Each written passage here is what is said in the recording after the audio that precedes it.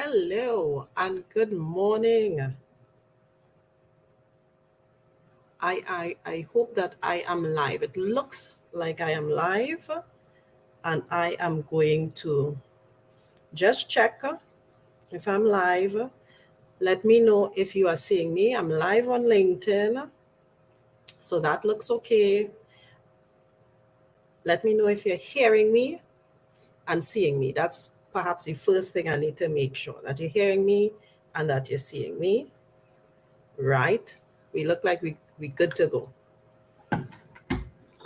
All right. So good morning again. Good morning to everyone. Hi, Allison. Good morning to everyone. I have to say, of course, that we are digital, and so I have to say good morning, good afternoon, good evening, and good night, depending on where you are joining me from. We're in this global community that we live in now that has intensified in the last few years. So let me know. We are supposed to be live on Facebook and live on LinkedIn and live on YouTube today. And so let me know where you are joining me from, what part of the world you're joining me from, and if you are on what platform you're joining me from. So I'm glad that I'm seeing you, Allison, because the last time I wasn't able to see persons on LinkedIn for some reason. It wasn't coming up, but so I'm glad that I could actually see the comments. So let me know where you're joining me from, what part of the world, what platform. I have a really interesting discussion this morning. I'm going to reintroduce myself. My name is Debbie Jolie, and I am a sales and marketing strategist for persons that don't know me. And I help businesses with their top line goal, right? Which is their revenue goal. And my team and I kind of devise strategies and tactics to help organizations achieve those revenue goals, but specifically sales and marketing strategies and tactics. Right, great. Okay. NYC and Bermuda, thank you so much for joining me here on LinkedIn. Great. All right. So I'm going to just add my presentation to the stream one time. This is such an interesting um, discussion that I get asked from time to time from mostly entrepreneurs, right? Which is, I have a full-time job, but, I have a business and I want to grow my business. All right. I have somebody from the Caymans, Devon, right? I hope I pronounced your name correctly. Thank you for joining us. Right. So this is an interesting topic. It's a little tricky because I have a huge appreciation, Hi, Leah. A huge appreciation for persons who can really, um, hold that professional space and grow their business. I know lots of entrepreneurs who have done that and sort of transition. I know a lot of professionals who are still in that space and that have managed both for many years. And I think about myself as well. So I have a huge appreciation for people who really want, more out of life. They have more passions. And so they want to develop and grow a business. And naturally, it's sometimes frowned upon by employers because they feel as though employees might be taking away a little of their time, right? But I feel as though we live in a time where it's very difficult to actually travel or have a mortgage or have specific nice things, um, and really grow and live the life that you want on a single income, right? It's near impossible. All the things now point to the fact that, hey, we need multiple streams of income. the economy's change. It's so unstable. So I am a big advocate for persons growing their business, because I feel as though people can have a much more holistic, a much more fulfilling life. So good morning to persons that I'm seeing joining us. Thank you so much for joining me here live again, live on Facebook, live on LinkedIn, live on YouTube. This morning here in the Caribbean, but really blasting to a global audience, right? I'm in Trinidad and Tobago, which is the most southern Caribbean island, right? Hi, Pam. Okay, see, I have some familiar persons in my community joining me this morning. Okay, so great. I want to jump straight in, right? So I mentioned um, growing a side business and growing a side hustle, whatever you want to call it. This is very common, but there are some things that you need to focus on if you want your side hustle or your side business to be successful. And so I've highlighted 5 things that I see with entrepreneurs that I work with colleagues of mine, for my own self, that have really kind of shift that needle for us. It's not impossible, but there's very specific things that you must look at, right? So one of the first things I jump straight into is really a commitment to the long game, right? And this is an interesting one, because I don't think person might think of this, but your mindset going into entrepreneurship has to be one of growth, and it has to be one focused on this long game. Why? Because like most things in life, it doesn't happen automatically, right? And I think there is a misconception, because we live in this instant world, that you could get on social media and the customers will come rolling in and you'll be very rich and famous. And the truth is that is not exactly true for most of us, right? So just like you have to put in a lot of time and energy in building personal relationships, professional relationships, building your career, even building a home, and even purchasing a home doesn't happen overnight. Even in doing specific types of investments, everything in your life will show you that, hey, you need to have a mindset that things will take a little bit of time to really begin to grow, right? And there was a famous guru, I forgot who it was, that said we need to give most things or anything in our lives, and this was a philosophy I adopted in my professional space, which was you need to see things through, and seasons change. So meaning that you need to give things at least a year, right? So you take it through spring and autumn, winter, fall, etc. That you go through those seasons with anything that you invest in. And I see entrepreneurship in the same way. Why? Because you have to see things grow, you have to see things challenge you, you have to be able to adapt, for you to be able to really begin to implement the right strategies for you and your business. So one of the first things I say is that you really have to, if you believe that, hey, I'm coming on here and it's going to happen quite easily for me, I want you to kind of begin to rethink that, right? Because things don't usually happen so quickly, right? We have to begin to put in the work, and we have to create a mindset where when things are challenging, we have to be able to work through that, right? So that's one of the tactics I tell all entrepreneurs, right? Really commit to the long game, especially to if you are fully employed and you have limited time. I mean, you have 24 hours in a day. You need to sleep at least 6 to 8, right? Then you have an 8 hour day for your, employer. If you live in Trinidad and Tobago, you might be commuting 3 or 4 hours for the day, depending on where you work, right?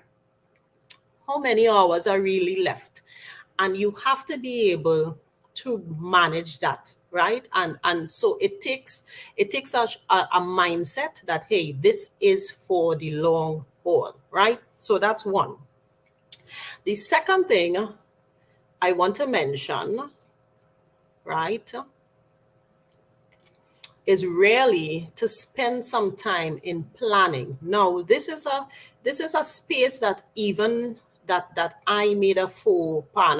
And I thought when I got into entrepreneurship that because I had so many years in a professional space, in a managerial space, in managing teams and people and working closely with other strategic departments like operational departments and finance departments, that getting into my own business was going to be relatively easy, right? I know what I'm doing, right?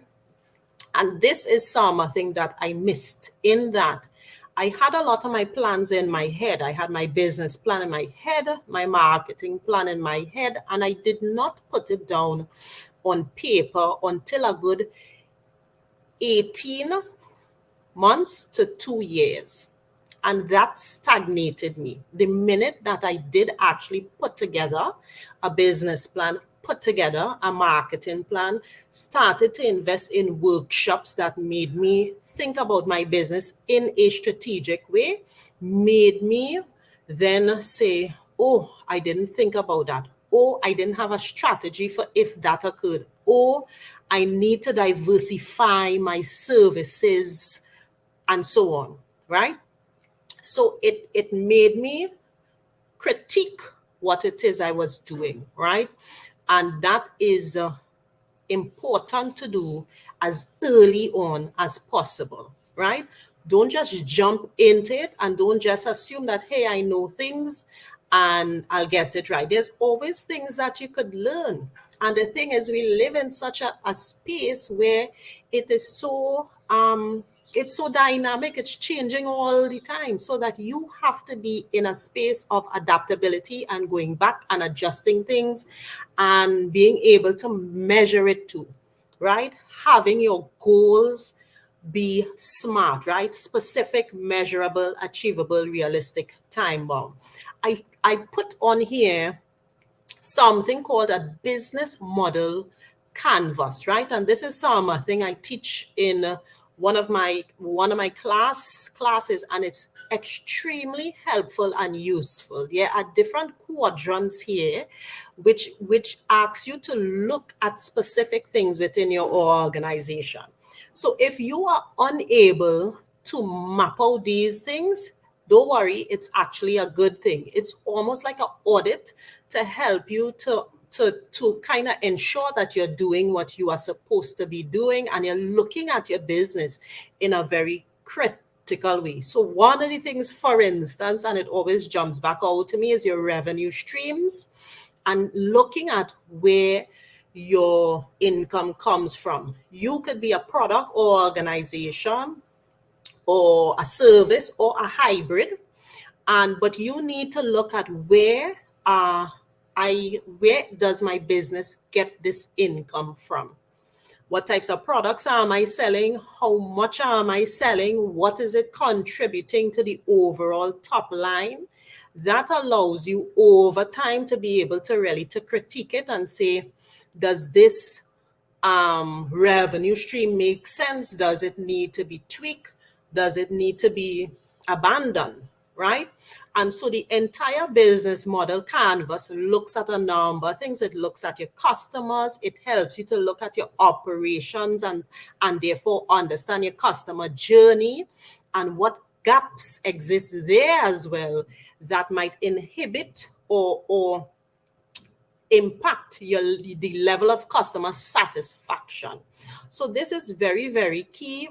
It's very important. And I think it has been very useful to me, really trying to begin to plan and grow your business. So again, just to go back again, don't worry, you're gonna get to some practical tips. But again, I think it is very, very important if you want to grow your business and grow your side hustle. One, you need to have a mindset of this is a long haul. What is my plan for the next year? What is my plan for the next year and a half? Because as you begin to grow it, you really want to be able to ensure that you are managing the different aspects of your business in the right way, right? So mindset and then planning is my first two areas I tell persons to kind of look at, right? The third thing, of course, now, so we're going to get very practical. We live in a space, we live in a digital space, right? A digital space that could be very, very beneficial to us. One of the major challenges for businesses on a whole is one, creating content, two, creating the right type of content, and three, being consistent with the content that is put out, right? And in entrepreneurship, and especially if you're growing a side hustle, content creation is only one aspect of what you have to do, right? But it takes up a lot of time. Persons are on social media a lot, and so we feel overwhelmed by, oh gosh, we have to create this content and put out this content, which is true, right? But one of the first things I tell persons is that content creation doesn't have to be an overburdened and overwhelming exercise, right? And one thing that you can do is actually automate what it is you do, right? Automate, and by default, I mean to begin to schedule your content, right? So the content that I put out, very few pieces are put out live, meaning like if I do a live piece here, so this is live content here. But for the most part, when you look at my pages, you'll notice that I put out content fairly regularly on at least 3 platforms, and I have about 6. Um, and I'm able to do so because I am, one, planning the content, and two, automating and scheduling that content. It is important for me for persons to see my brand and for my brand to be visible and for me to create that know, like, and trust. And so to save me time as well too, I begin to plan my content and automate it and schedule my content. I do it for other clients as well. This is a game changer. People feel overwhelmed because they don't know what to put for content, right? Or don't know what will really help them. And then they don't schedule that content at all. And there are lots and lots of benefits of that. But one of the most important things, especially for entrepreneurs, because you have limited time, is actually scheduling the content, right? So I'll give you an example. For me, I have content set right until the 17th of April. If I am to get sick, if I want to take a few days off, if anything occurs, I don't have to worry that my brand goes invisible. The content will come out, and it is based around a theme. It's based around the things that I provide. So I don't worry about content creation. Is the least of my worries in terms of my business, my brand, and my visibility, right? So I open up the floor here for anybody who wants to add any type of comments or questions here, because I know that this is a little bit of a tricky part for businesses as a whole. I wouldn't even say entrepreneurs, because large organizations even have this particular issue in terms of putting out content, putting out the right type of content, putting out content regularly, right? And again, going back and saying hi to all the persons who put in their comments. I saw Sheila from St. Martin was also on as well. So thank you so much for joining us, right? So this is three leads into my very next slide, which is all about using social media ads. So I get this question too. Some persons think that they need to run ads, right? Some individuals feel that if they're not running ads, they're not getting the value they want out of social media, and that plays into like an instant game, right? Because when you run ads, you're going to begin to get an influx of comments and questions and so on, and so persons feel, okay, we need to absolutely run ads, right? Right. Pam said, I started a weekly online talk show and I already have 3 months worth of, oh wow, fantastic. It's the same thing. Good, great. It's the same thing like doing a podcast and so on. You know, it's good to begin to curate it, and then you have your series coming out and you don't have to worry about it, right? Okay, so Jason asks, do you ever switch or modify content based on feedback or reaction to a post? I actually, of course, and that's one of the benefits of scheduling the content as well. And then you see, you will be able to create a pattern in that if you're putting out content Monday, Wednesday, and Friday, you'll be able to see how the content performs. I could tell you right now, let's say I go back for the last 3 months, I could tell you what are my best performing posts, what persons responded to, which posts I got inquiries on the most. And so I am able to, again, once I use the analytics, I can begin to say, okay, this connects with my audience. This is kind of what they're asking me. And so I could curate content specific for my audience needs, as well as I could also be able to repurpose the type of content that really gets them excited about me and my brand, because you'll begin to see, well, what type of content are they responding to? And that's why it's so important to schedule it, right? It's important to schedule it because you want to be able to begin to see a pattern. You want to be able to see performance, and you want to be able to measure the performance. So yes, I have adjusted my content based on what persons have said and commented on and reached out for. You know, I've had conversations with persons that actually become the, you know, a kind of basis for the content that is out there, because then it becomes more relevant and practical. And so that's what I do, right? I hope that answers your question, Jason. Let me know if it does, right? So the fourth one we're talking about is doing ads. And I am really in the middle space where that's concerned, right? I believe wholeheartedly in creating organic content, which is what I have done for years.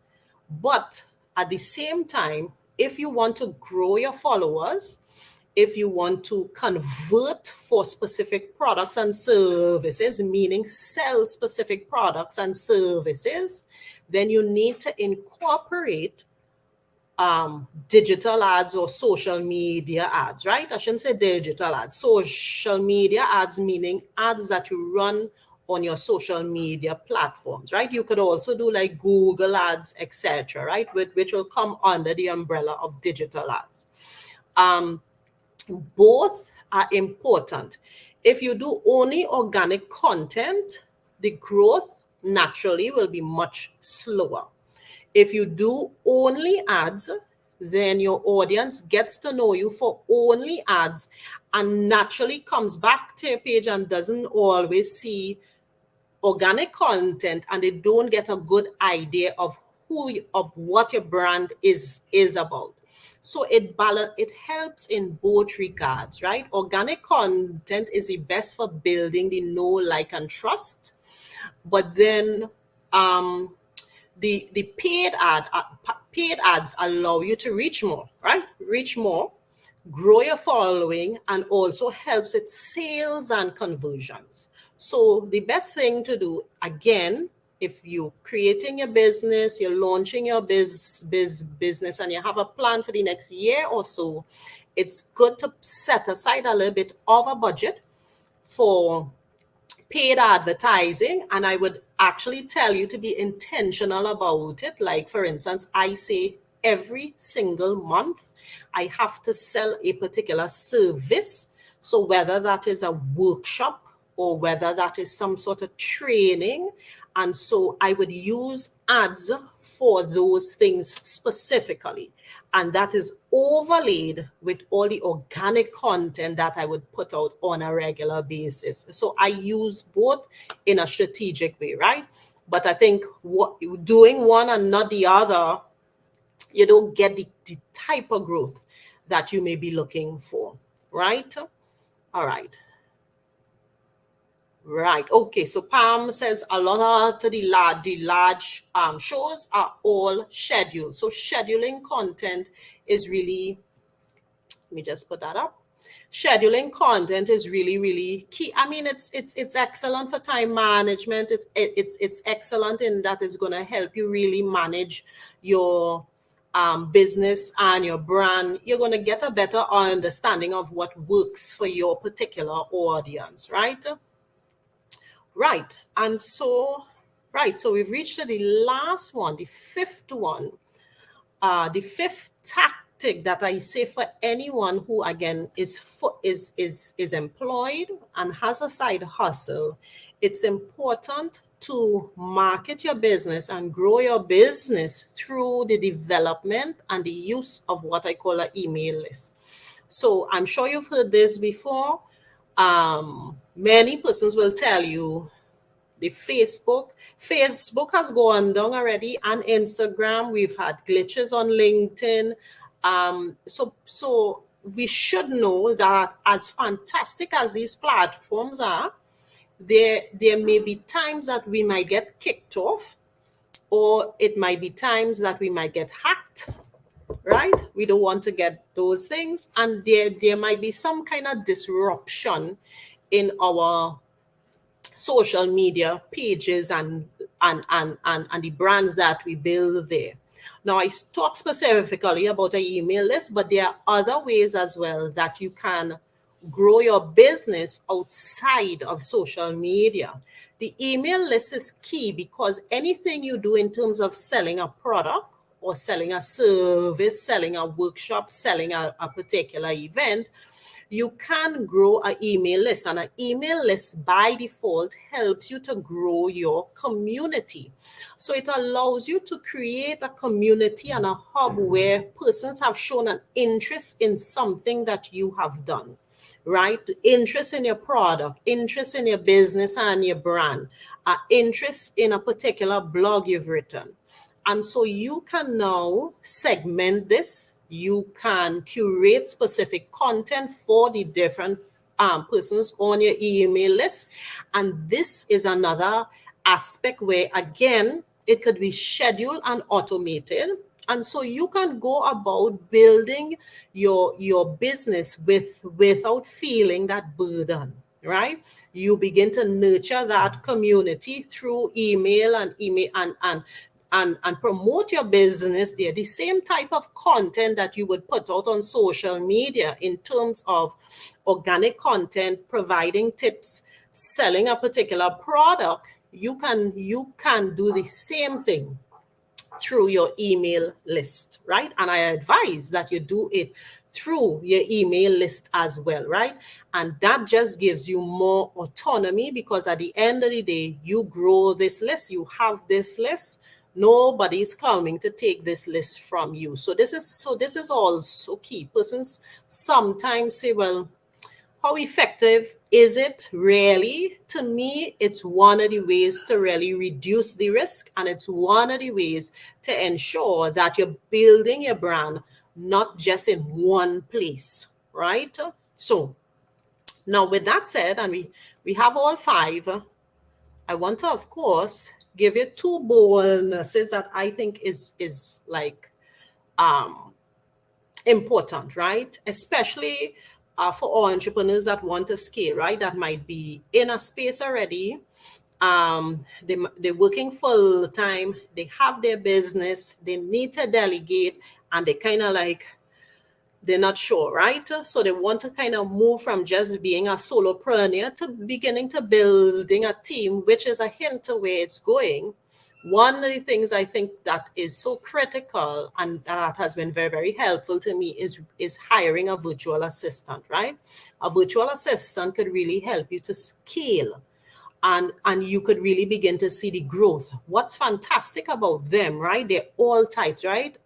It just between just in the last 6 months, I interacted with a few that did so many different things. I think we may think of them as just admin assistant type roles, but no, they have those that are highly technical, so they could build out like a sales funnel, a membership site. There are those that are customer service oriented so that they can do a lot of sales work, and building the relationship with your customers. So you need to think about this as well. You could hire them, of course, on a part-time basis, on a project basis, and really they help you to do the things that become burdensome. They help you to do the things that you can't do when you are working your 8 to 4 or your 9 to 5, right?